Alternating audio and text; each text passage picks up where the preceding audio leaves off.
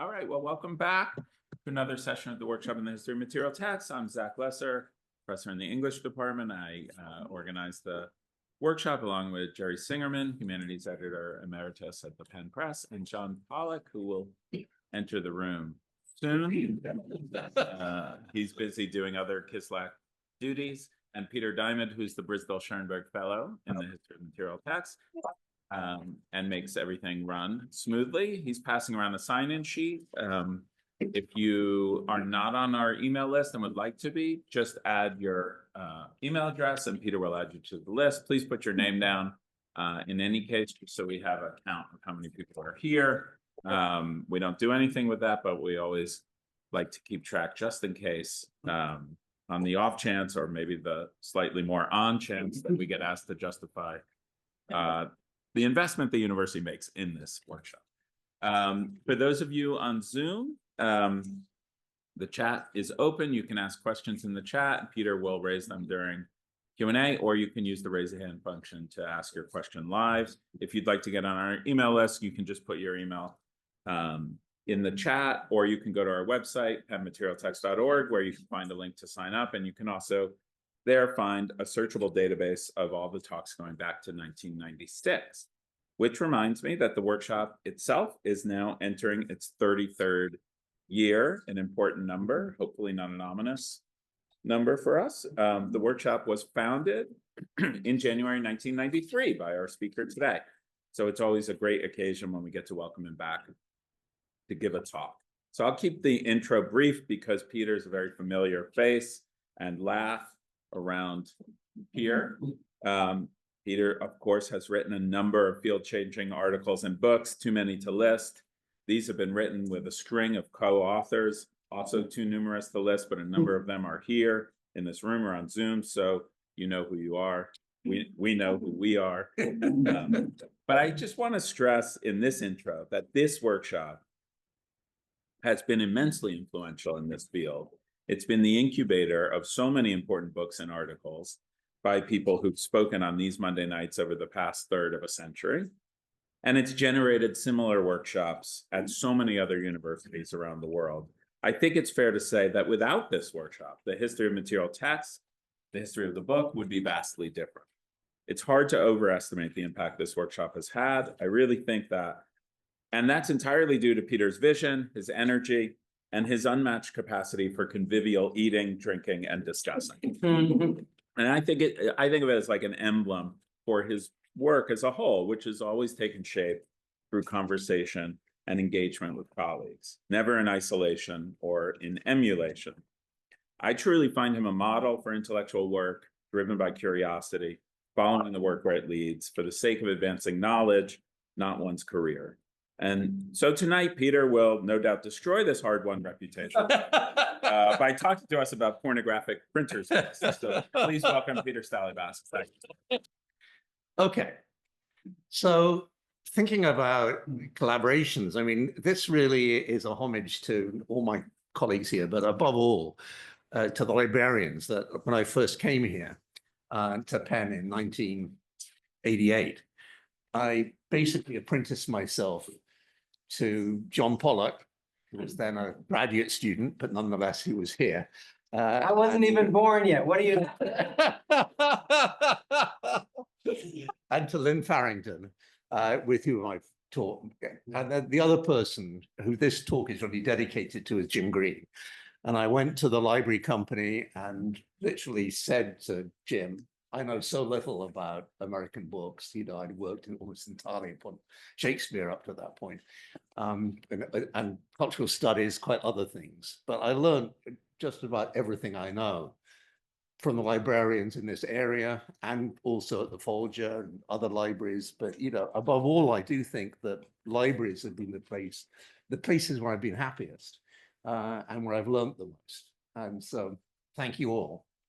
But above all, this is dedicated really to Jim Green. And it's about printer's waste, and really starts with from an exhibition that we did together in very early days. The most famous pornographic book of the 18th century was John Cleland's Memoirs of a Woman of Pleasure, otherwise known as Fanny Hill. It was widely read not only in Britain and in translation in Europe, but also in North America. Isaiah Thomas, the famous printer and publisher who founded the American Antiquarian Society, tried to acquire Fanny Hill from Thomas Evans in 1786 so as to print it. But Evans didn't have a copy and recommended that Thomas should ask a sea captain to bring one back from England. We have no idea if Thomas took this advice, and there is no surviving copy that he or anyone else printed in America in the 18th century. In 1817, however, Isaiah Thomas bought some of the stock of a bankrupt Vermont bookseller, Anson Whipple, which included no less than 293 copies of Memoirs of Pleasure at the high price of $1.50 a copy, for a grand total of $439.50. The title of the book, however, is not entirely clear, as you can see. So Thomas at first wrote that the memoirs were of pleasure, but then he or someone else transformed this into a prostitute down below.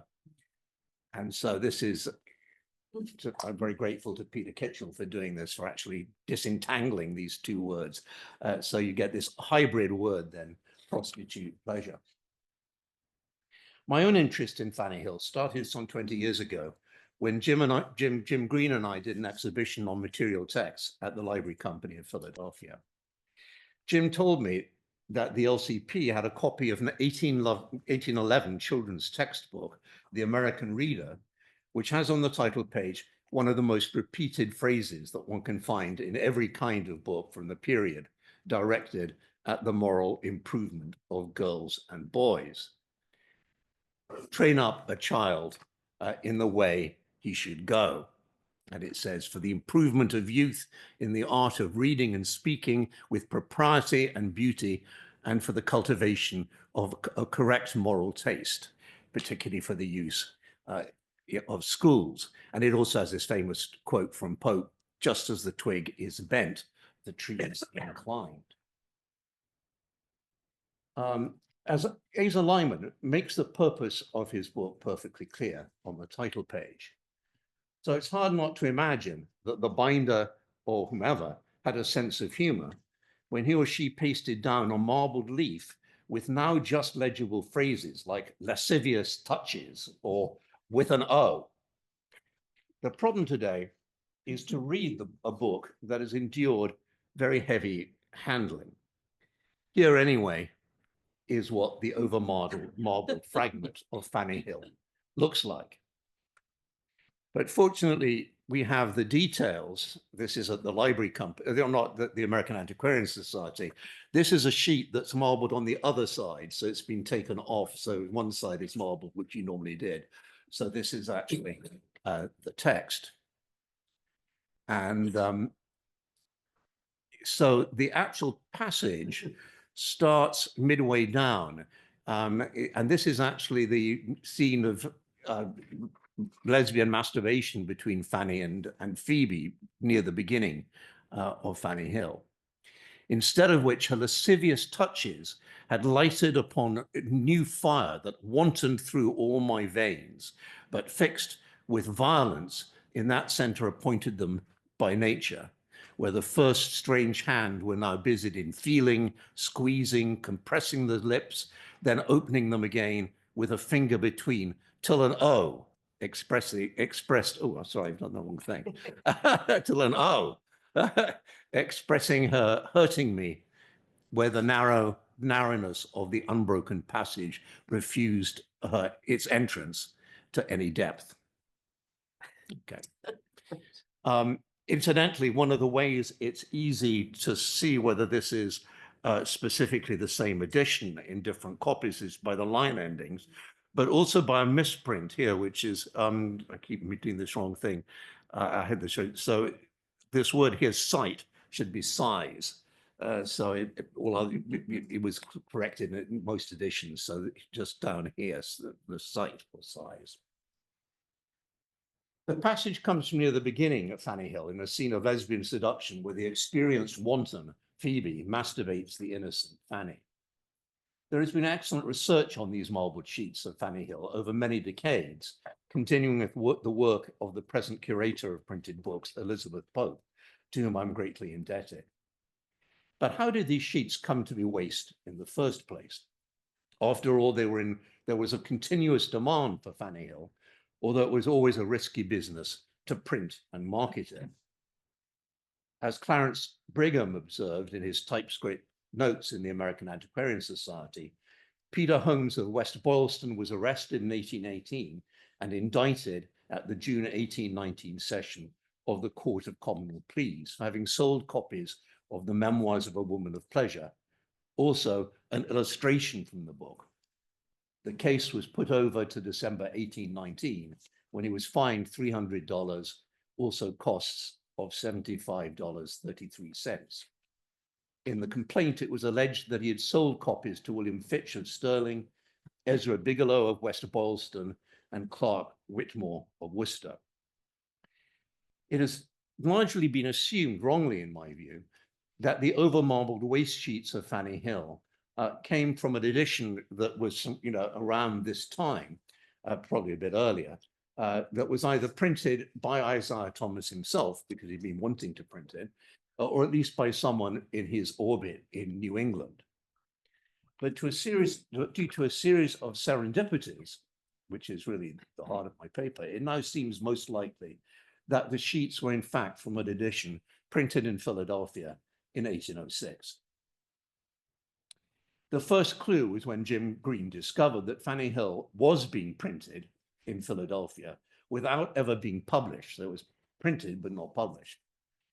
The evidence is a letter from John Tate, a journeyman printer, to the publisher Matthew Carey, denouncing his master, Abel Dickinson, for printing Memoirs of a Woman of Pleasure, Fanny Hill, using type that Carey supplied for quite other purposes. Some accounts say being provided for printing a Bible.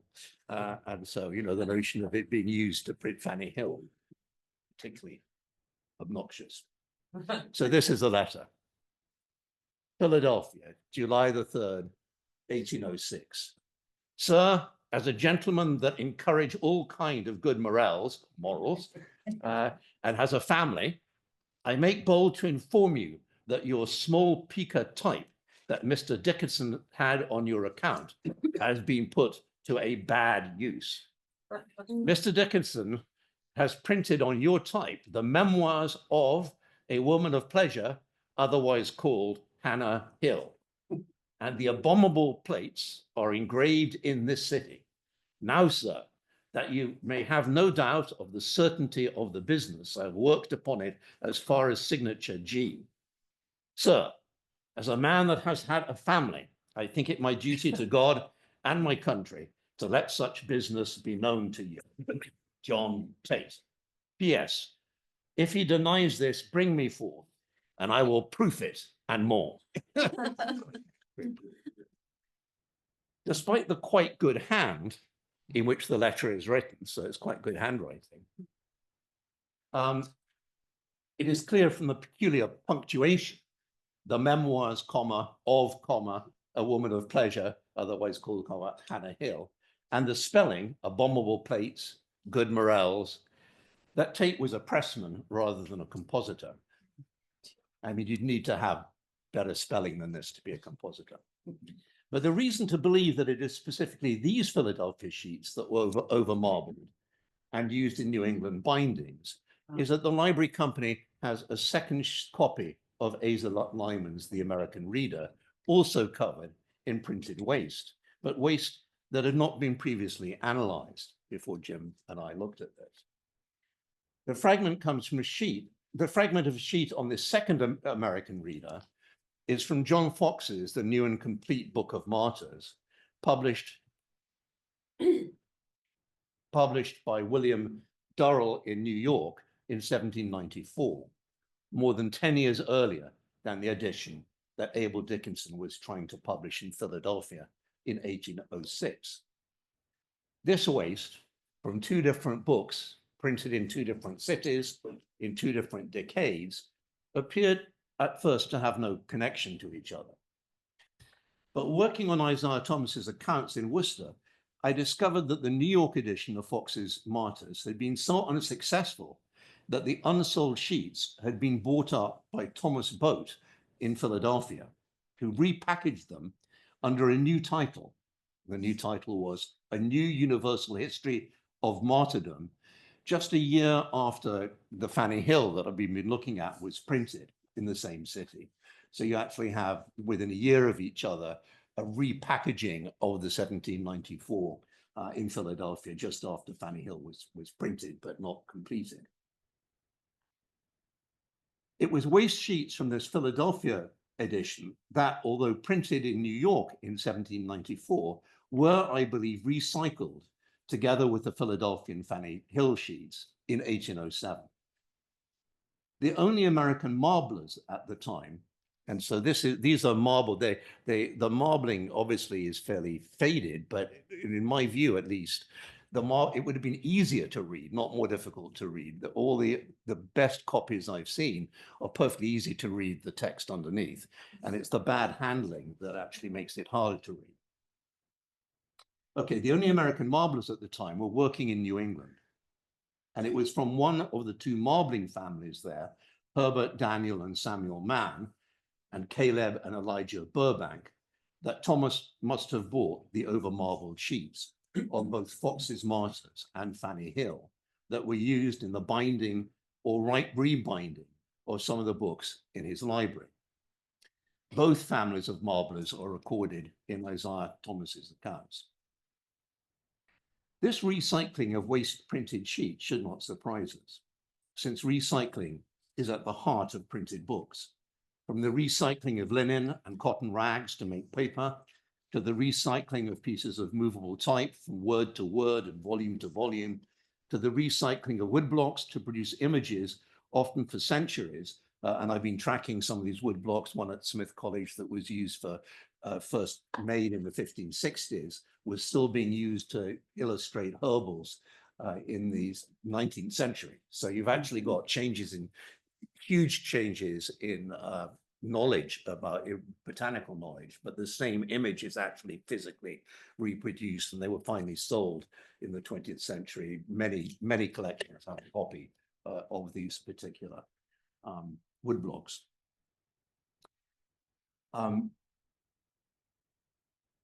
So recycling then is at the heart, in my view, of printed books, from the recycling of type to the recycling of woodblocks, to produce images often centuries after the earliest use. And sorry, I lost my place here from the, yeah, and the reprinting, of course, is also of different texts, whether John Cleland's 1748 Fanny Hill or John Foxe's 1563 Book of Martyrs, both printed in London, but now circulating as recycled printer's waste in North America from after 1811. But there are radically different reasons why sheets become printer's waste. In the case of Fanny Hill, the sheets are always from early signatures because the printing was stopped before most of the book had been published. In the case of the Book of Martyrs, the sheets are always from late signatures. In fact, I've only found the Foxe waste from page 901 or later. And so that's on the right-hand side, page 901 or later. And that's also on the table, and it's open at page 901.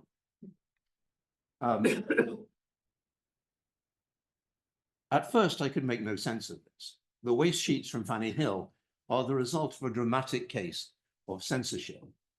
Foxe's Book of Martyrs, on the other hand, was one of the most famous success stories in publishing, reprinted in everything from large folios to small chapbooks, and excerpted with an illustration of the Protestant martyr John Rogers in the most widely read book in colonial America, the New England Primer, with probably 7 million copies or something like that in the 18th century alone. But why should only late sheets be used as printer's waste in the case of Foxe? The crucial point, as Jim Green discovered, is that the 1794 New York edition was sold in parts. There was already a glut of Foxe in the late 19th century, and the ninth and last installment of the 1794 edition did even less successfully than the earlier installments. So when Thomas bought up and repackaged the unsold sheets in Philadelphia, he had a particular surplus of sheets from the end of the book after he had made up whatever complete copies he could. It was these surplus sheets, I believe, that were sold to the New England marblers, together with the waste sheets from the Philadelphia edition of Fanny Hill. So far, my two accounts of the reuse of waste sheets are related to publishing failures. But my sense is that the commonest printer's waste comes from the most successful books. In fact, many of the overmarbled waste sheets that I have seen are from the Psalms, and above all in North America, from Isaac Watts's translation. Just how popular the latter were is clear from Isaac Thomas's 1806 accounts. So this is his account book. He records that he has in stock by the dozen. So it's crucial to note that at the top it says by the dozen. He had in stock by the dozen. And you can go down and see all these different things. But what I'm focusing on is the passage I've highlighted on the right-hand side.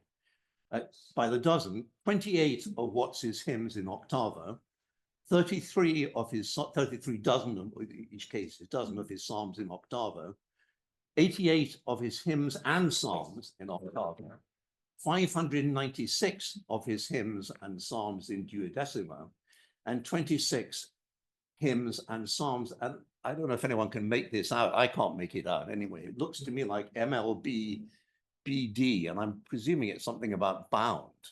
BD is the last thing I would say. Jim, have you got any idea what this is? Okay.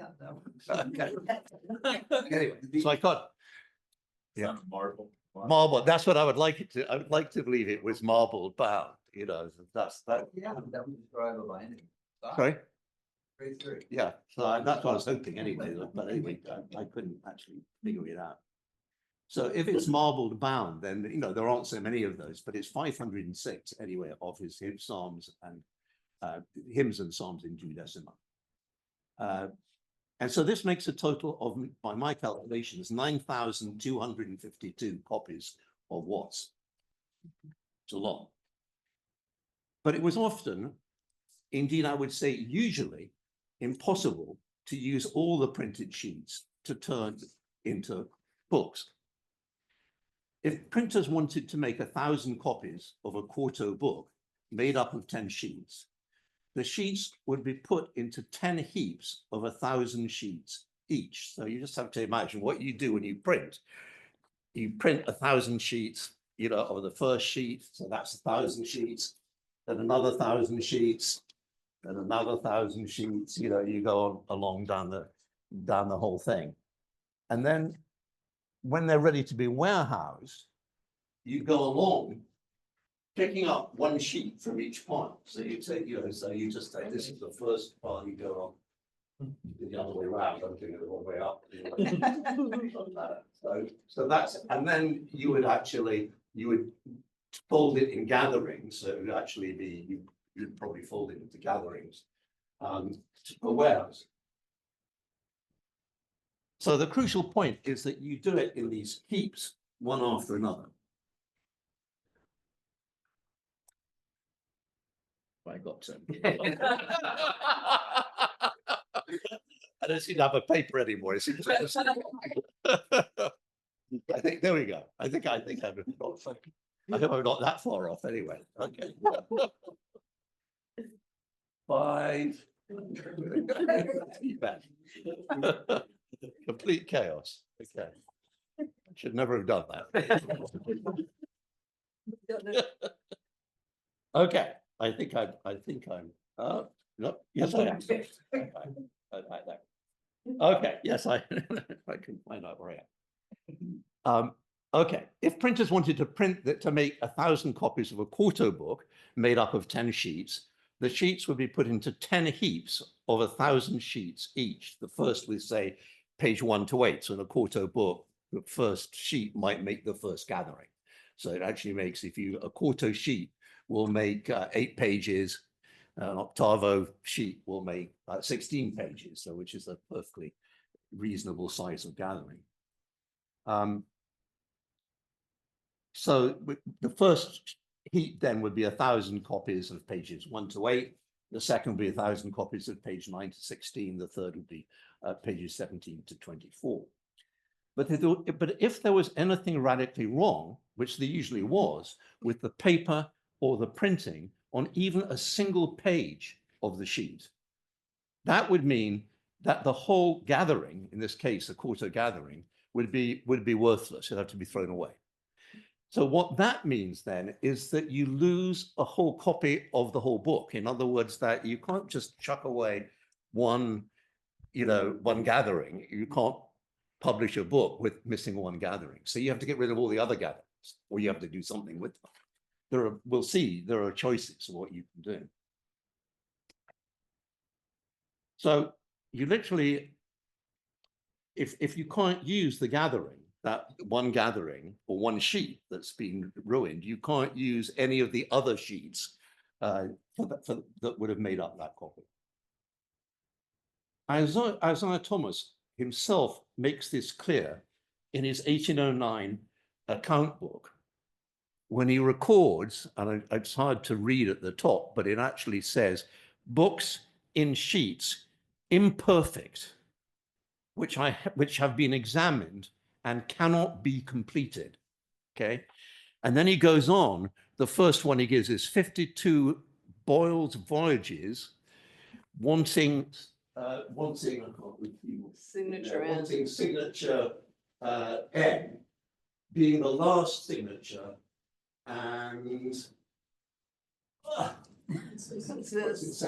consists of only 4 pages. yes, exactly. And so literally, so it's just like the last 4 pages missing. Okay. Yeah, it consists of only 4 pages. And lower down the page, Thomas specifically mentions 2 incomplete editions of Watts, the second of which reads, and here it is, 16 Watts Psalms and Hymns, duodecimo, Brookfield, published by E. Merriam and Co., etc., wanting 1 signature L, 1 M, 1 N, 16 BB, 2 CC, 15 DD, 1 EE, 1 FF, 12 RR, 12 SS, 12 TT. For the 52 copies of Boyle's voyages, they were only lacking the last 4 pages, and it would have been cost effective to reprint the missing pages. So it would be perfectly easy to reprint the last 4 pages of the Boyle. But would it have been worth reprinting the 17 missing quires for only 16 copies of the Watts Psalms and Hymns? And if not, all the sheets that survived, in other words, this is the crucial point, all the sheets that survived, not including the missing quires. The crucial point is they're all worthless unless you actually get these quires, so that suddenly every one of these things can't be published as a book. And so you'd have to print every one of these things that he's thinking. It's a huge amount of printing to do. So you have to reset the type. Is it worth doing? I would say definitely not, because there are so few copies, 24 copies. It's a huge amount of reprinting to do just to make up 24 copies. And I'd say that probably is not cost effective.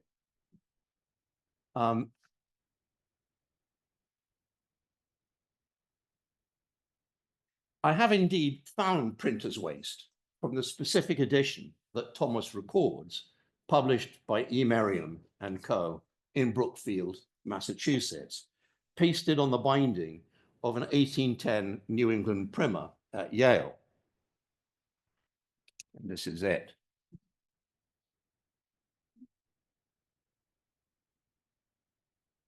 But precisely in its decaying state, this copy of the New England Primer reminds us that every printed book is a palimpsest of multiple labors and multiple temporalities. The histories materialized in this one copy include the history of forests and woods, the scabbard binding. This is the layer, the wood there, you can see underneath. The scabbard binding made from maple trees that would provide not only maple syrup, but also shingles for the roofs and sides of houses. And so this is, I think, almost certainly, these shingles would have been made in the first instance by people who were making shingles. But I don't know, people have done some work on this. I don't know if there are records of actually where they come from. But we actually have down the road from us in Massachusetts, a factory that still makes these shingles. So it's a history of forests and woods, a history of animals and skins in the quarter binding and of the making of leather.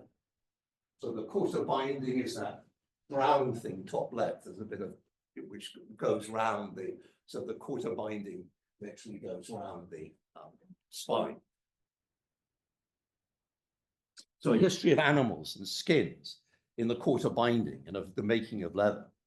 A history of paper from China to North Africa, to Spain, to North America, and to the production of linen in Philadelphia, and of the rag trade that supported American paper production.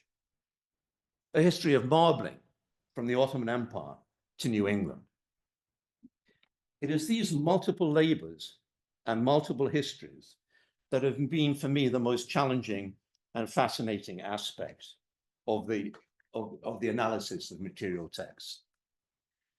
When I came to Penn in 1988, my work on the production of literary works was transformed by Margherita de Grazia's Shakespeare Verbatim, which showed how nearly every question that we put to Shakespeare emerges from the new regime of the dating of his plays and the priority of biography, which begins in the 1790s, all of which radically and problematically rewrote an earlier history of generic reading.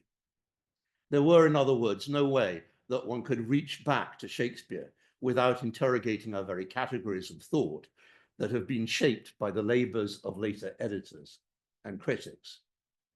Since then, my work on text has been constantly reshaped by Roger Chartier's continual emphasis on the multiple labors, from the author's hand to the printer's mind, from chroniclers to playwrights, from translators to the readers and publishers that make and remake the texts that we read. And obviously with Roger, you can't decide which of them hundreds of books that you're going to choose. But why I particularly wanted to pick this one in translation, is because of the wonderful chapter on Las Casas. I mean, they're all wonderful chapters, but about the 7 lives of Las Casas, and the multiple histories across many countries and through different translations. But it also is particularly nice because, of course, it was translated by John Pollock and published by Jerry. And as Zachary Lesser showed in his first book, we need to remember that publishers are also readers who shape and re-articulate texts in new ways, as anyone who has had the good fortune to work with Jerry Singerman well knows. Zach also emphasizes the uncanny history by which, as in Margherita's work, new discoveries reshape old texts in remarkable ways. And my colleague, Whitney Trettine, has brilliantly revealed in Cut, Copy, Paste the multiple labors and temporalities of writers and readers as they cut and paste the past into new material configurations. In 1986, I began working at Smith College on a breviary that was written in about 1500 in the Low Countries.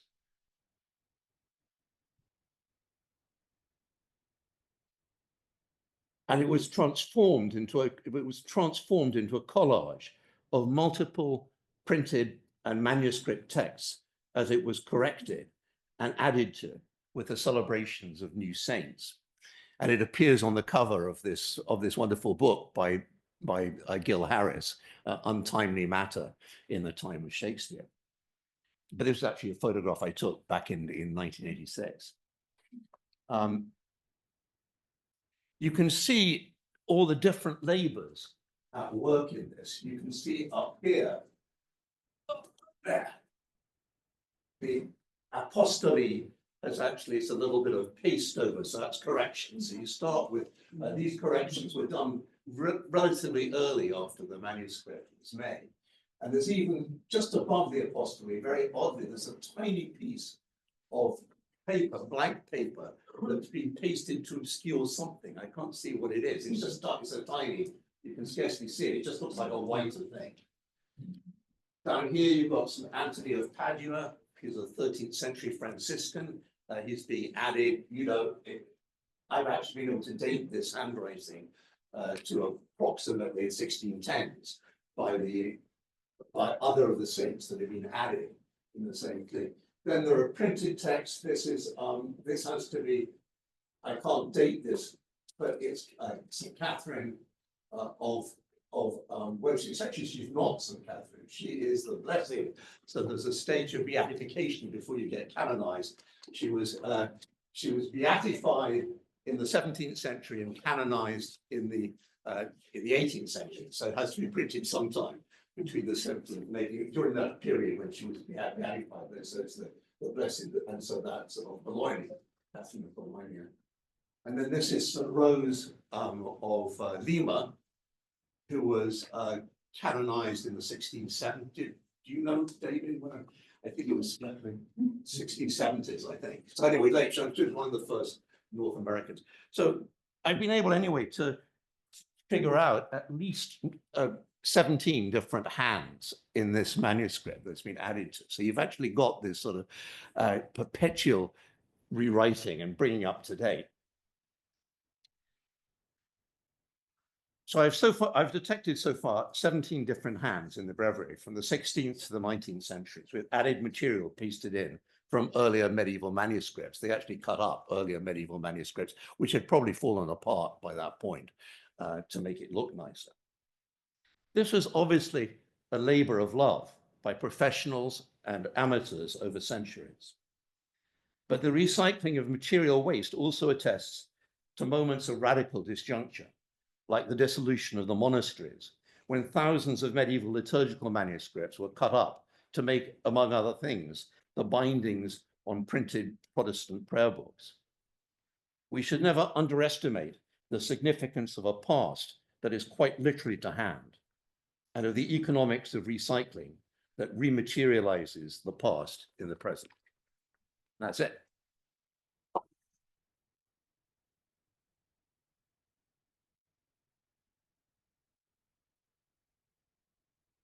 Okay, the floor is open for Q&A.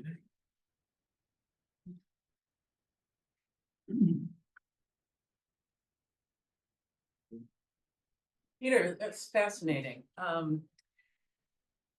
So with the Fanny Hill example, it seems, first of all, the letter that was written to out the person who was printing the pages suggests that there's something unseemly about using just the same typeface pieces, you know, for a Bible and for Fanny Hill. Okay, so does the same set of qualms govern which pages that got marbled get used in which book? You know what I mean? Yeah. Okay. Yeah. I mean, I didn't get into this because I wanted to sort of leave plenty of time for questions, but the answer is, in the case of Isaiah Thomas, there's no question, in my view, there's no question, he collected sheets from Fanny Hill that had been overmarbled. Now, whether he got them overmarbled himself, but the most obvious example of that, he had the sermons, manuscript sermons of Cotton Mather, and he actually binds them in Fanny Hill. And I'm absolutely sure that that is totally self-conscious, and you know, So in the case of the American Reader, I don't believe so for a second. I actually think that these are overmarbled sheets and that they just circulate. So the reason for them as overmarbled sheets is simply recycling. So I think the great majority of sheets are recycled, whether they're the Psalms, whether it's for whatever. So there are different reasons why things get recycled. And so it can be, sometimes you actually find that they got the formatting of a octavo wrong. So you literally can't fold it into an octavo sheet. So you can, that would be one reason. So there's a huge range of technical reasons, sometimes just literally. The other thing that happened in printers' shops, that sometimes people spilt ink, so on a heap, or spilt beer, all sorts of things, you know. So the problem is, if you wreck one heap, you then can't make a complete book. And so every time you wreck one heap, you have to decide what you're going to do about it. Thank you, Peter. I have read, we read this morning the article Waste in French, Défait in the Encyclopédie.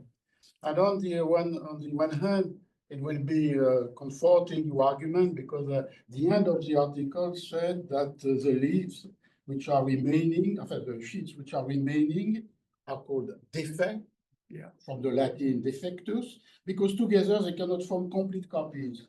They are carefully collected and preserved to be used in the future to complete copies of the same book that may be imperfect or defective. So there is this, was an anticipation of your recycling theory. You have to keep them very carefully.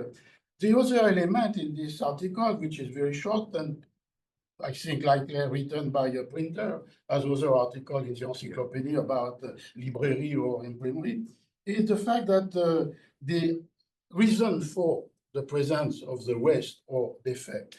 And the article mentioned two. One is the fact that the reams of paper who are theoretically 500 sheets sometimes are not equally well counted. And so it was missing in the relationship with the 500 sheet. And the second reason, just what you mentioned now, that is to say that in the course of printing, different sheets can be spoiled or turned, but in an unequal manner. And so the result would be this imperfect defectus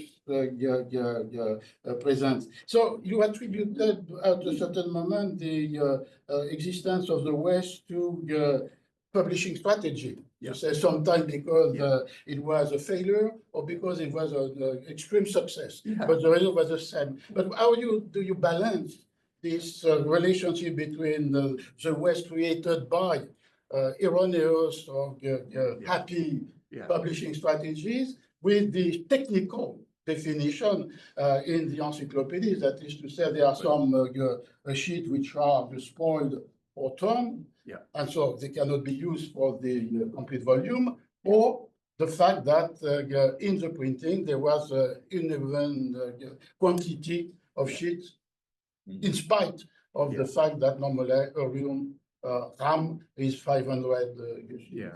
Well, how do you balance the technical and the publishing strategy? Well, thank you very much. I mean, that's I hadn't read the article, so I need to read that. But I have been thinking about this. In other words, that the question of, first of all, I think that we often assume that a book has been sophisticated if it contains sheets from more than one edition. Like everybody assumes that, for instance, if you get if you buy a first edition of the 1611 King James Bible, and it has gatherings in it from the second edition in 1613 of the Folio Bible, that it's been sophisticated by a publisher. I think there's no reason to suspect that. The reason it's explained precisely by the encyclopedia, the article, and it says that if you're going to reprint a book, what you're getting actually is a series of, and they get more and more mixed the longer you go on. That if you're going to keep reprinting a Bible, because, you know, and so what you do is you use leftover sheets from a first edition, from a second edition, from a first and second edition for a third edition, from a first, second, and third edition for a fourth edition. So I think that's absolutely common practice. And I think we need to rethink the whole question of sophistication. So I think that people have always assumed sophistication, whereas effectively what you've got is a kind of endless reprinting of major books like the Bible, like Foxe's Book of Martyrs. So I think that's absolutely, I totally agree with that. And I think that that's what I would say. As far as actually 500 sheets in England, the normal thing when you buy 500 sheets, you expect to get 480 sheets. And so that was a sort of common, that goes back to the stationer's company in the 16th century. And so the notion of the outside sheets are likely to get damaged in transport, you know, the top and bottom sheets. And so that you never actually thought that you were going to get necessarily 500 sheets. But again, you sometimes make up bad, you know, poorer copies. You might want to do that. So you can go different ways. In the case of the encyclopedia, Diderot's encyclopedia, very early work that Bob Darnton did was actually showing that you get a new group of people who buy up the sheets, so and then print the ones that are missing. In other words, they actually buy up a whole. So you've got, and that Thomas Jefferson bought a copy like this that had been made up of made up edition of from many different editions, and he was infuriated because he was a bibliophile and he discovers that it's not all from, you know, what he thought was the first edition. So people at times worried about those kinds of things, but you know, Thomas Jefferson seems to me very much an exception. And I think that the reason for waste sheets is hugely varied. And I think that I certainly wouldn't want to say there's only one reason. I do think that the majority of sheets come from successful books. That's the one thing I'd say. It's successful books, meaning that there isn't a second edition, or like the case of, I think in the case of where you actually looked at all the 20, I forget how many copies it was of Watts. There are so many signatures missing. I very much doubt that it would have been worth Isaiah Thomas's while to print the missing quires for that many copies. It just doesn't make sense. Vice versa, I think, absolutely with the Boyle, he might, if he was thinking of, but again, it depends whether you're thinking of multiple editions. And so the crucial question in the encyclopedia article that you were reading is whether you're thinking, whether it's likely to be multiple editions, whether future editions are plausible in the same format. And that's the other crucial thing. It needs to be in the same format. So, but I do think that that's, you know, it's a really important question, that, because when we're actually looking at books, we tend to come up with hypotheses about why they're made of these different sheets from different editions. And nearly always the modern explanation is that a bookseller is sophisticated. And I don't think that's true. I think that the commonest explanation, actually, I think the commonest explanation for if they're close in date, if you've got sheets from a 1613 edition in a 1611 Bible, it's almost certainly that they're actually just, you know. Just the vocabulary is interesting because it's not waste which is used here. It's the notion of defect or defectors. That is to say, the sheets which remain when you have made an assemblage of all the complete series of wires, which remain. And you cannot make your perfect book because they are missing a lot of sheets. You have only your sheet like you have shown for one choir, another choir, and so on. And this is a defect, that is to say, a defectors copy of the text. And the word that's used by is imperfect. It says imperfect. Translation of this defect in imperfect copies. Thank you so much. We have talked about the waste of the defective things, sheets, and about the books. But the direction was the published books. What does it take to publish a book? Do you have different runs? How do you come about it and so on. What about putting the emphasis on the other side?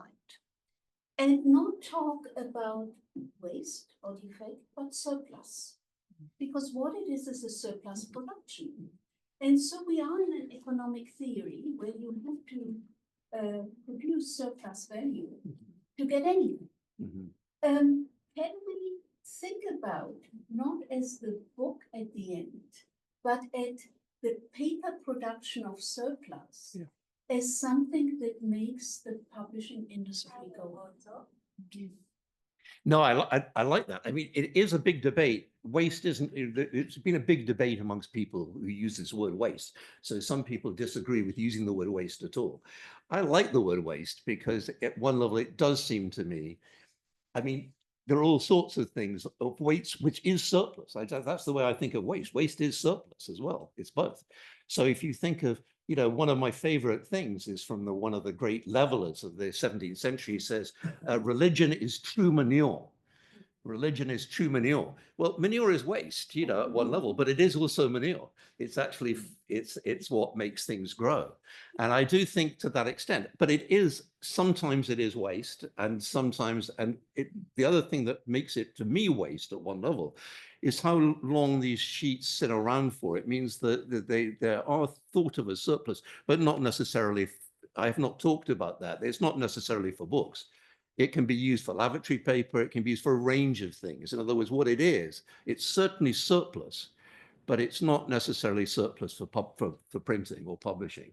So the only way how we know about this is it's mainly preserved through being reused in other printed books. So that's we learn about that, but we have very little idea of, you know, I'm finding not huge amounts of paper compared to how much I know went to waste. So I don't really know. I think we can't know what it's being used for, whether it's being used for printing or publishing, or I mean, certainly it's talked about in the 16th, 17th century about a circulation of paper that's going right down the food chain. It's going right down to lavatory paper. I mean, that's, you know, maybe exaggerated, but wrapping paper too, you know, wrapping. And the other place I found it is often lining. So it's lining of trunks, lining of boxes, wallpaper as well is used for that. But printed sheets, I've found a lot of, that's the other place I'm finding these things. But you have to think of how it's going to be preserved. And that's the problem about how this is preserved. I'll read a question from the chat. Yeah. This comes from someone called JB on Zoom. For books like the Smith book you mentioned, was the discovery and identification of the waste totally serendipitous, or had it been flagged by someone such as a cataloger beforehand? And they say same question generally for your fascinating work with waste used in bindings. Okay, so that's a really excellent question. The case of the Smith, it wasn't catalogued as waste, but they don't have a big collection of manuscripts. So it's literally, I think I looked at all their manuscripts. So it wasn't a hard job to do. In the case of waste, it tends to be, printed waste tends to be flagged by, so here at Penn, the problem is that there are lots of different printers waste, binders waste. And so there's a lot of discussion, particularly in Germany, about how you actually distinguish different kinds, or whether it's done by a publisher, whether it's done by a printer, whether it's done by a binder.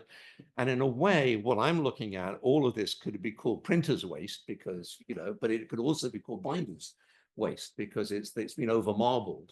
And particularly the overmarbled is really being used very specifically by binders. So it depends upon the catalogers and the places you really need to, that's what I often work at particular libraries because they've got good catalogers.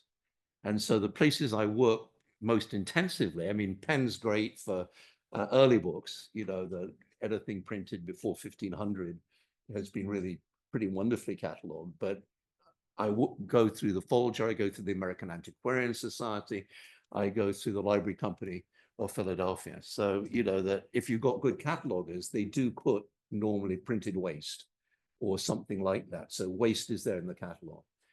And literally, I realized when I came down, I hadn't ever done this at Penn because I'd done but I was actually finding a lot here, and some of this is on the table, which I only found at the very last minute this afternoon.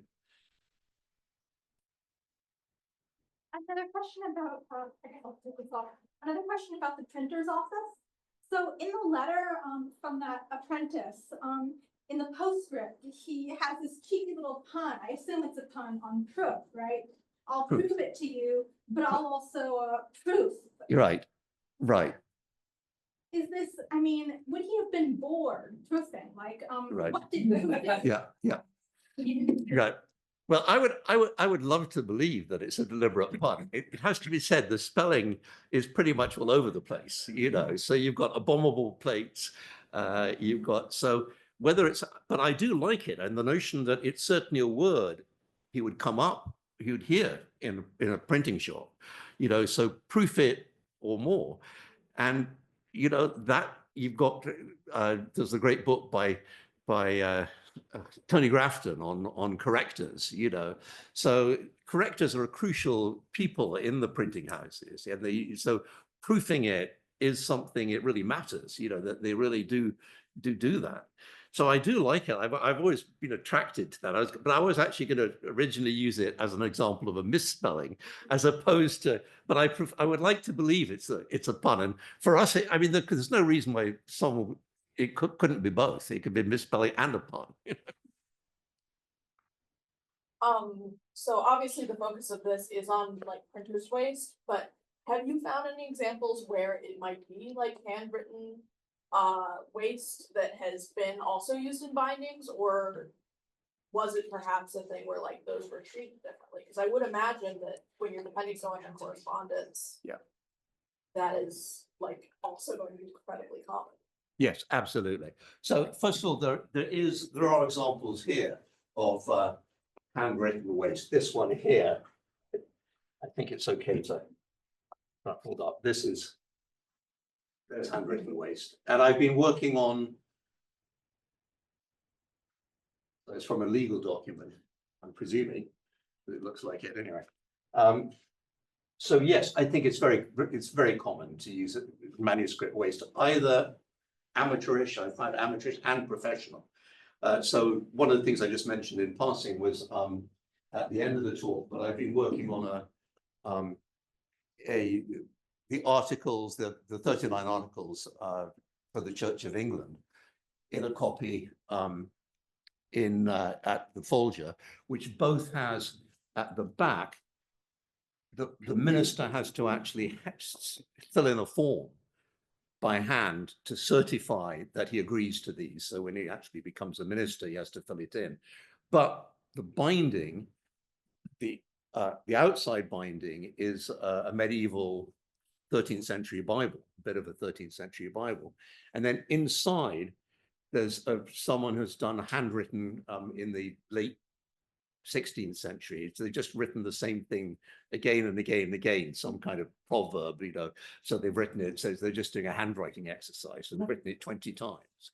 So that would be an example of professional handwriting, amateur handwriting, and, you know, reusing parchment. So the other thing I've not talked about, the reuse of parchment is very, very widespread. And the dissolution of the monasteries is created a huge surplus of particularly liturgical fragments that goes into, you know, and we're discovering it all the time. You know, every time you take a book apart, I mean, from the 16th century or early 17th century, you often find these fragments of earlier printed, you know, earlier manuscript waste. Yeah, Ariel. Thank you so much. This is great. I guess I'm wondering about, and this may be unanswerable, but I'm wondering about the kind of journey of this surplus. I like that word. Paper. So you have this amount of surplus paper that is going to be used for something else, whether it's toilet paper or for a book. Is it just going to sit in the printer's shop until somebody finds use for it? Like, what happens to it once it's decided that it's not going to be used for its original purpose? Does it go to somebody else? Does it sit, like I suggested, in the printer's shop until there's use for it? What's the kind of spatial life of that paper after? Well, one of the reasons I think we're beginning to know more about this is, and Blair Hedges is here. You know, he is Mr. Bookworm. So he knows more about bookworms than anyone does. But one of the things that who is it? Who am I thinking about? Who works on Who works on Randy McLeod. Randy McLeod. So he has been discovering that lots of sheets were stored just in their gatherings, you know, folded once. Because when you turn them into a book, you see a bookworm that goes through a gathering, then stops. And then doesn't go to the next gathering. And then it goes to the next gathering and then stops. And then, so he's reconstructed how these sheets were actually folded in the warehouse. And I think one of the things that's becoming increasingly important, partly because of the present, we're actually learning that warehousing, that's where a lot of the profit is now in the book trade. So Amazon is massively involved in warehousing. And so that a lot of printing is done in warehouses now, as you know, that they often reprint on demand, often very poor quality reprint on demand, can be done in the warehouses themselves. So it doesn't actually go through a printer at all. So I think that warehousing are very, very interesting. And the only early modern, if I can call it that even, warehouse I know of is the library company, which is, can you say something about their, you have a warehouse? Yeah, the library company was charged by a guy named James Rush to keep his works forever in print. This is the mid-19th century. And so we have a stock of these that's basically undisturbed for since the 1860s, maybe. But also another thing that you find in warehouses, or well, because we became the publisher with that will of his, and so the publishers or warehousers store was not just the unsold sheets that are folded in quires, as Peter is saying, but also partly bound sheets. Sometimes it was more convenient to warehouse not the unfolded sheets, but the ones that actually folded and sewn even, or with grooves cut in the spine that would make it very easy for them to be bound quickly. But we also have the stereotype plates for books, which is the only, actually the plates, Peter, the warehousing thing, I'm not sure how uncommon that is. Maybe it's very uncommon, but this is probably the only complete set of 19th century stereotype plates. Right. You know, wooden box. Right. Yeah. But what's so, can I just finish, to just add to what Jim was saying, what's so fascinating about this is actually, this is a play by Benjamin Rush called Hamlet. So it's a prequel to Hamlet, but it's just called Hamlet. And so you've got this Hamlet, which is, you know, you need to work on this basically, another more Hamlet. But as Jim was saying, it's in just about every state. In other words, some of the, none of them fully bound, or any fully bound? Oh, I think, but some are sewn, and some are fully sewn, and some are stab stitched, and there are different sizes of paper. As also there are large paper copies. I think some of the ones that are not only sewn but also trimmed, which makes okay, yeah. But as I recall, there are large paper copies, which is actually very frequent for people who want to make notes in the margins and so on. So it's a very, very, I forget how many copies there are, like what, 100 or? Yeah. But it does show what a warehouse, I mean, it's a modern building now, so it's just, but it shows how they would have been warehoused. Yeah.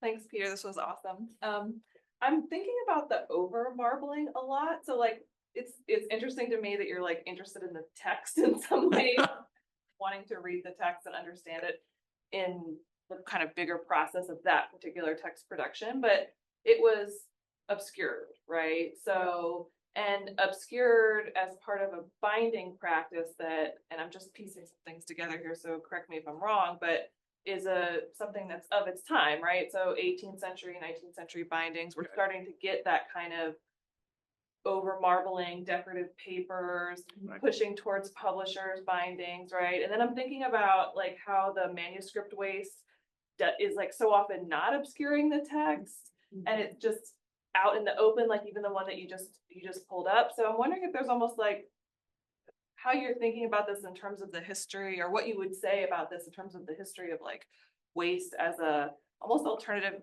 history of the print trade, and like how they're relating to the text.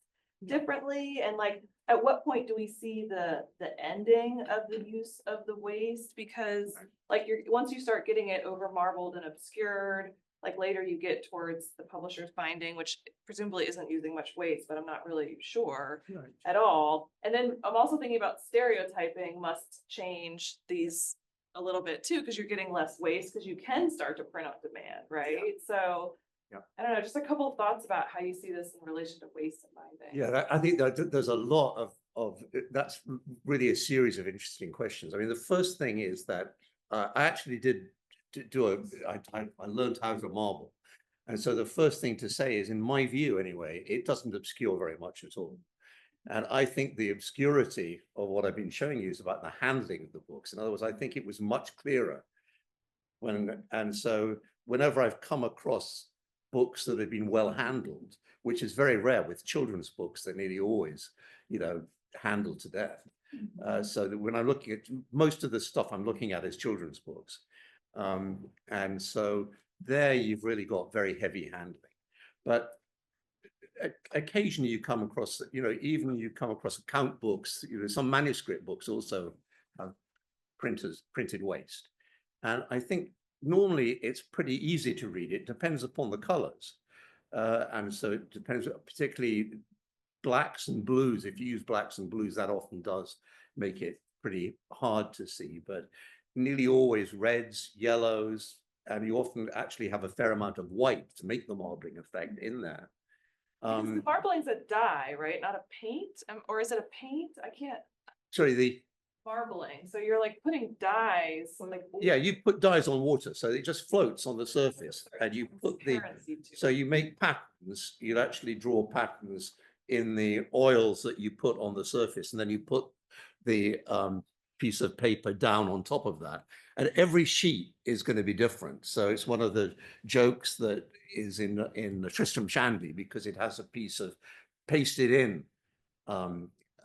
Each copy has a piece of pasted in, and it becomes an emblem of his book, which is every time everyone is different. It's a deliberate sort of joke that, so that every piece of marble paper is different from every piece, because you disturb the surface when you actually make it. So each copy disturbs the surface and will make a slightly different pattern for the second. But the other question about, I do think that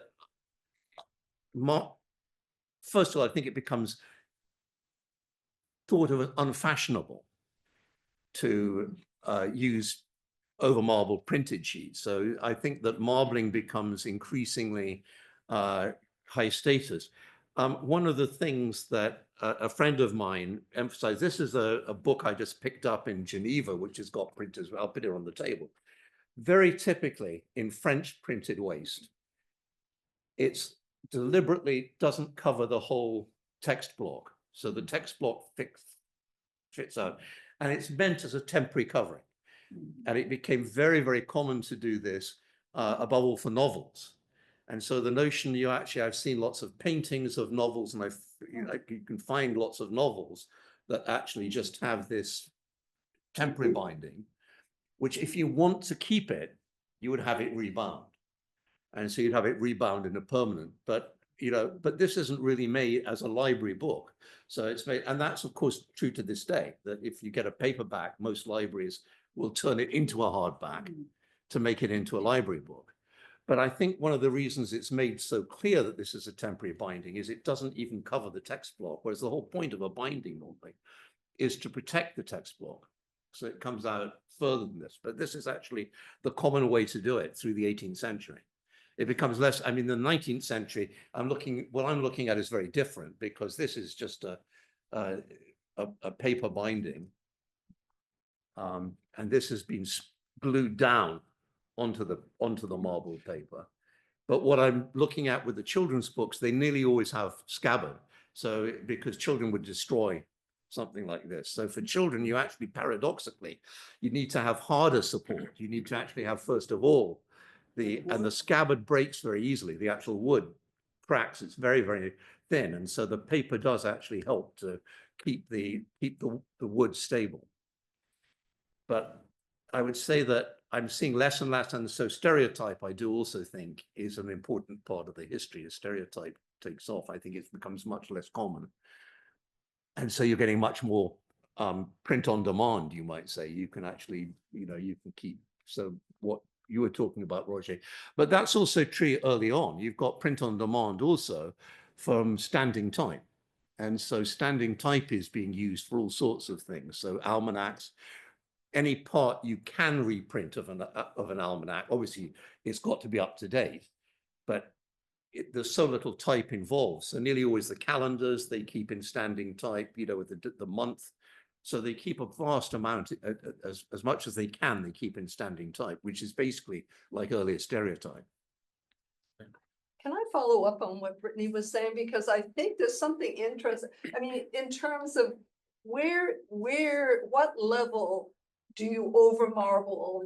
How cheap does it have to be for you to do that versus using fresh paper to make a marble paper that you're using? And books do have marbled paper that is obviously not over marbling, leftover or waste binding. So how, it seems to me this is like the lowest end of what they're doing as marblers, and that they're going to be doing much, much higher status marbling for fancier books and bindings and things of that nature. So you're talking about, it's not like all they're using is this, the marblers are using is this kind of paper, but this is what they do for the really cheap things that, people want to use. Absolutely. I mean, the over marbled sheets, the vast majority of over marbled sheets come from, as I look at, from children's books or from very small books. Occasional manuscript books, count books occasionally. But if you've got an elegant, fully bound book, you use marbled papers as the paste down inside the book. And sometimes on the outside. And sometimes on the outside. Yeah, absolutely. And sometimes on the outside. But in those cases, you would never use, I've never seen a fully bound book using printed over marble printed paper. So it's absolutely a low end phenomenon, and I think that was always the case. As far as I know. So you can get sometimes quite elegant books that with this kind of binding, but that's meant to be taken off, and it's just because either you've bought it. So this is something that's happening in America. I don't know, Jim, do you know if the copy that the library company has of their catalog, which is in wrappers, does it cover the whole text block? I'm sorry, which book? The catalog of the library company, the 1790s catalog. Oh, no, it doesn't. It doesn't cover the whole text block. Yeah, the best example of this is the first edition of Franklin's autobiography, which was published in Paris, French. Where we have two copies, and I've seen a third. They're all use the same pink powder wrapper, inner wrapper backing to that, which is a printed waste from the same book. Yeah. And just as you say, the foredge especially sticks right out because it hasn't been trimmed. Yeah, right. And it's especially, I think, common in French books. Yeah. Because when it's bound, you would trim it at that point, which is why. I mean, this I picked up in Geneva, but they had other, I couldn't afford most of them, but the other ones, they had quite a lot of them. And so it did turn out to be something that's, perfectly common. Another follow-up about over marbling, this from Jessica Linker, Zoom chat. Have you a sense of Thomas imprints that have over marbling both the Hill and Foxe sheets? And have you ever seen examples that aren't Stormont pattern? This is Jessica, that aren't. This is Jessica. I definitely own a copy of Thomas Jr.'s Adventures of Gil Blas from 1810, found in the Foxe sheet. And I wonder if there are more particular circumstances for using over marbled sheets around that year, particularly sheets that are several years old at that point. In the case of Foxe, not that I, Jessica, have any idea of when the marbling was done, but for example, paper shortages. Yeah. I mean, I have to be honest, I certainly don't know. I can't answer that question. I don't know about paper shortages in any specific year. I mean, it does interest me that the 1794 Book of Martyrs has been sitting around, but it's been sitting around for a long time because it hasn't sold. And it is basically a book, you know, so there are enough copies. So it's worth it in the 19th century for someone in Philadelphia to buy up all of these unused sheets to make books. And he does. So he makes that and he prints a new title page. So that's what it took me a while to figure that out, that actually this new book, you know, isn't a new book at all. It's just got a new title page, but he's reusing the 1794 sheets. So, and that's a perfectly common practice, you know, it's a perfectly common practice to print a new title page for an unsold book. And you say new and corrected or whatever, you know, edition, but it isn't, it's just actually the same old sheets. So there's a case that they are sitting around, I certainly think, in a bookseller's warehouse, you know, somewhere. And so the warehousing question, I say, keeps coming back for me. But the question of whether in any one particular year, whether it was more common to use overprinted, you know, overmarbled printed waste in any one year, or whether a particular period, I'm really not sure. It's an interesting question. I've certainly seen most of it between 1790 and 1820, I'd say, but that could just be, I've not really thought about that question. Can I come back to, I wanted to come back to Roger's question about the relationship between popularity of books, and then the technical explanation of waste as a kind of inevitable byproduct of printing. Because in the case of Fanny Hill, you have other documentary evidence, right? But in the case of the Foxe, you didn't. No. But what you see in both of those cases, which are both books that did not sell well, the example of not selling for different reasons, is a pattern where the printed waste is all coming from one part of the book. Either the beginning or the end, you know, for different reasons. Now, in the case of the popular book, where you say the majority of waste comes from popular books, that would be more likely because you're printing so many of them, so many editions, so many copies. It's the inevitable waste that is what you're finding there, not the waste that's caused by some outside force. What I would think you would find there, if you had enough printed waste, maybe it's just not enough to kind of do this, but what you would expect to find there is a kind of random distribution of the waste across the book, because as opposed to the case of censorship or the case of the book in parts not selling, a kind of precision about where the waste occurs. So if you had a big enough corpus, you might be able to make some inferences about the popularity of the book based on the distribution of the waste. I actually don't think that. I mean, yes, I do think one could do this, but I think that you wouldn't expect a random distribution. What you'd expect precisely from the account book of Isaiah Thomas is you're not going to find the missing sheets. Right, but you don't know what the missing sheets. You don't know what happened to the missing sheets. But you don't know which one. What you're going to find. You do know. You do know. Well, in that case, but I mean, in general. Exactly. But he's got a long list of these books, and you could actually go through all the books, and what you'd expect is not to find the missing sheets because they're missing already. So what you'd expect to find, if he gives up on reprinting, there's going to be a huge amount of waste of the non-missing sheets. The actual, so you've got 25, whatever it is. But the non-missing sheets of that copy include at least one, it looked like, of every gathering in the book. In other words, what he has on hand, he's not missing any entire gathering. He says he had like 16 copies. With 12 missing TT, you know, one missing. So it is kind of, in other words, you can find printed waste if he gives up from A to double Z. At least one sheet of, of each of those, right? Whereas with the Foxe, you're not finding anything before page 901 because that's not, and with the Fanny Hill, you can't find anything after, what was it, G, where, because they didn't print it. You know? So, but I think with a lot of these things, you can actually find out more than you might think. That the Boyle, for instance, he says that I'm vaguely remembering that many of the copies are actually missing the last 4 pages. And those you would not. And there you could actually go and check to see whether, well, first of all, I think it was reprinted. So you're not going to find it in waste in my view. So I'm pretty sure you could find 2 different printings. So one printing, you know, the original printing, and then I suspect that Isaiah Thomas would have actually printed the last 4 sheets. You're absolutely right that it's not the case that Isaiah Thomas is saying that that the whole of his stock is missing all the quires. Right. So it would be a hypothesis, but it says some of them that are missing large, some of them are in 12.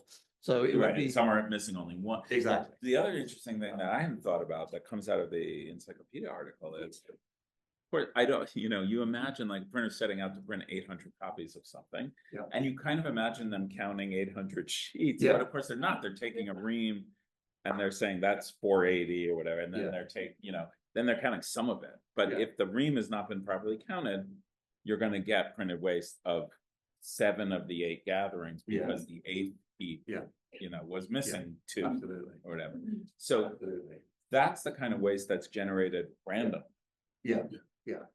Although I'm slightly surprised by the notion that you don't count the sheets, because when you actually create the reams of paper when you're actually making paper, Okay. someone does actually check every sheet, so that every sheet has to be checked.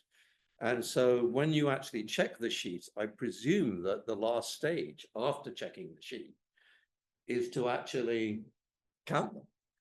Because it's not a rapid process. You have to dry them in the loft, and then normally women do this. So it's a very male-female split of gendered labor. But the last thing is very much sort of bound up with drying sheets, like drying sheets. So you have all these drying lines in the top of the paper mill, and you hang them on lines, and then someone actually does check them sheet by sheet. But that's in the paper mill. Then It it is. goes to the printer, and let's say you Yes. want to print 500 copies. Yeah. Is it worth the time to recount those? Oh, ones? yeah, Like, put yeah, one that's right, ream yeah. of each. No, you're absolutely right. But that one ream might have 480 or 490 you're or absolutely right. 510, Absolutely. Well, it depends how many spoiled sheets there are. Yeah, that's Absolutely. Yeah. But we know something about that, for instance, from the Pavia Quartos. So the Pavia Quartos, which are printed in 1619. So the Shakespeare thing, they were on very varied stocks of paper. So it looks like it was lots of leftover piles. And so each copy of the Pavia, every copy we have of the Pavia Quartos is often on different paper from another copy. So you actually get that sense of, of fragments of paper from all sorts of places. So you're absolutely right. So by that stage, you've actually lost any track of where the paper came from. You're not trying to match watermarks or anything like that. You're just using whatever comes to hand. Thank you, Peter. I mean, over the years, one question that you and Jim Green have puzzled over is whether printers were binding their books or whether loose sheets were being brought to binders. Does the presence of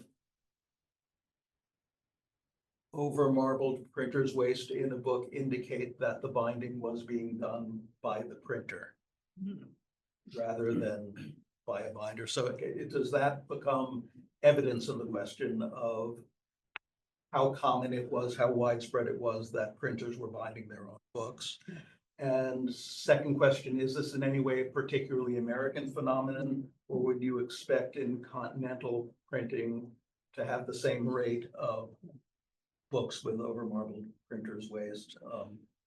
Okay, the cases I've been looking at, I would say in every case, the printer has nothing to do with the over-marbled printer's waste. Nothing. In other But words, with the binding of the book and the over-marbled printer's waste.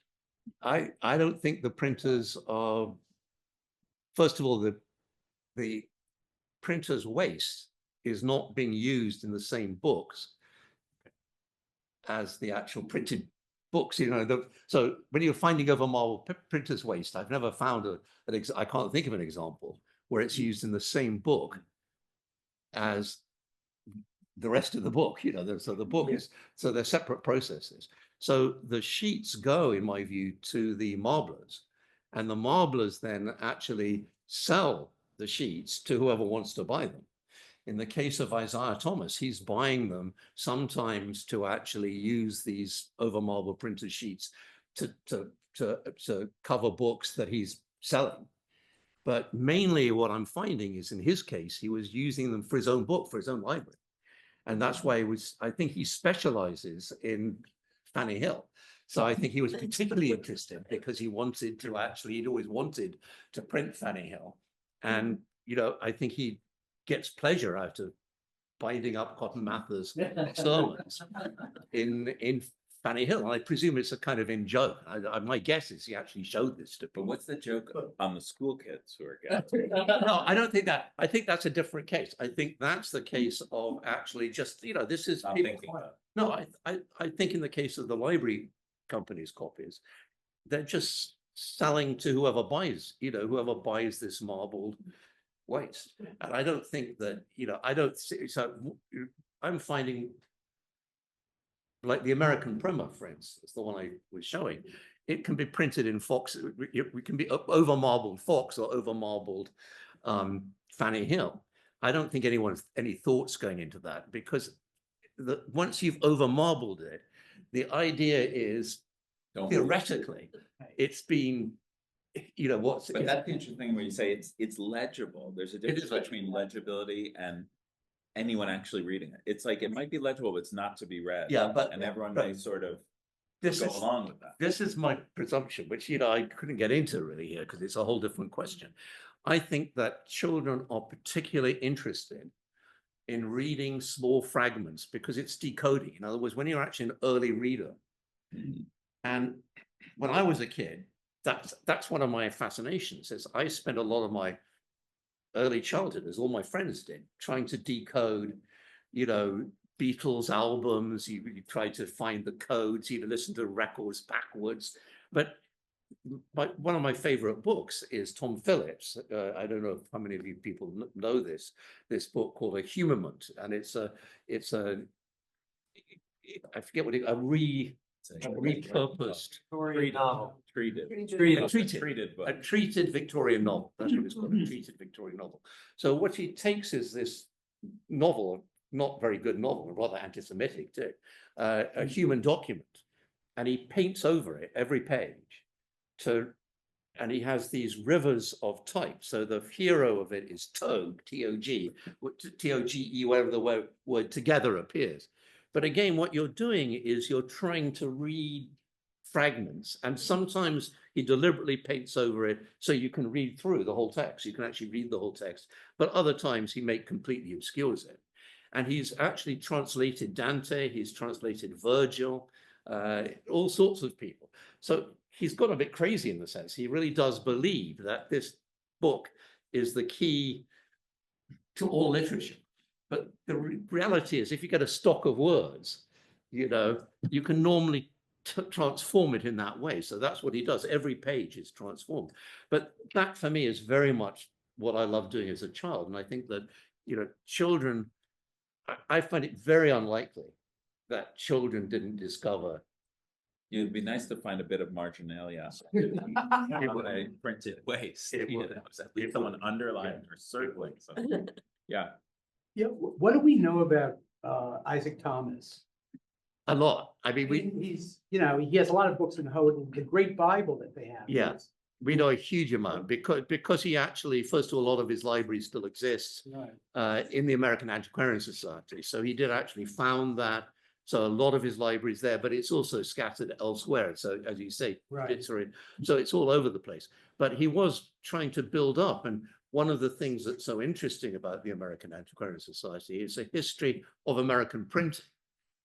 Whereas the library company is exactly the opposite. The library company, even though Franklin was a printer, it's not a library of American printing. It's actually a collection of mainly books that were imported from Britain, Ireland. Also it incorporates an earlier library, which is a scholars library, and that is books in Greek, Latin, Arabic. You mentioned it, Hebrew. But what explains his interest in Fanny Hill? That's what I'm. Well, I think one of the curious things about this is that, as I said, no copies have survived of Fanny Hill from America from the 18th century. But we do know, for instance, that Pepys, and this is central to the history of binding, it used to be thought that people, still most books claim that people normally bought books before the 19th century unbound and had them bound. In my view, it's absolutely untrue. It's just untrue. And so the great majority of books were sold bound. The only exceptions to that were very scholarly books, very exceptional books that you didn't know you were going to sell. But what you did is you bound up a few copies at a time. So if you've got 10 copies in your bookshop of the first folio of Shakespeare, you'd probably only bind up 2.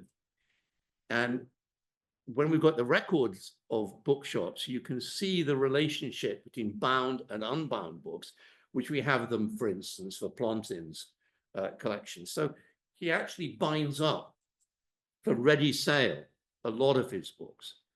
But nonetheless, the majority are stored unbound. And so he'll bind them up as he sees if they're successful when he's selling for himself. He distributes them, sometimes bound, sometimes unbound. So to other bookshops, as a printer, he'll circulate them sometimes bound and other times unbound. And so they can be bound up anywhere. They can be bound up all over the place. But the reality is that you normally sell books bound. All children's books are sold bound, as far as I know. Bibles are usually sold bound. You know, so all the big bestsellers are sold bound. And then there are pamphlets like Shakespeare's plays, which are sold unbound. They're stab stitched. So they were never meant to be bound. So I think there's been a lot of confusion about the relationship between binding and unbinding. All right, last question. Going back to the definition of ream, of what a ream is, and the idea that it was initially expected to be 480 pages. Yeah. I mean, when I heard this, I was thinking, well, why didn't they do a baker's dozen kind of thing and have 520? And so I'm thinking that it must be that 480 is a multiple of 8.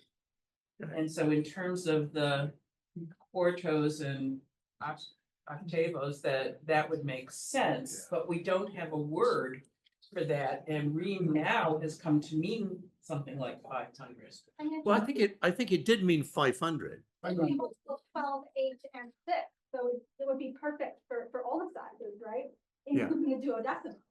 Yeah, my understanding is that a ream normally meant 500 pages, but you were expected to get 480 usable sheets out of that. But in the case of bagels or donuts or whatever, if you were selling and it happened to be short, then you were liable. And so so they put an extra one in just in case. Yeah. And same thing with all kinds of other Yeah. things. So Yeah.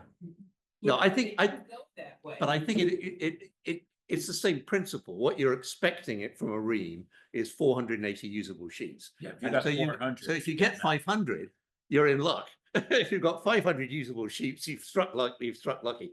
I don't think you can complain if you get 480 usable sheets. I think that to say, you know, I only got 400 usable sheets, that would be, and probably no one would normally bother to count them. I think you do actually, I think you often have a feel for it, the kind of right kind of weight, you know, and the right Like a kind of. casino dealer. Yeah. They can put the chips exactly. Yeah. I think they could probably lay out 400 sheets. Yeah. Without counting pretty easily. Yeah. But the other aspect of all of this is that, in my view, and again, this is hugely contentious, but Heather Wolf has really been the pioneer in this. Paper is far cheaper than we ever thought.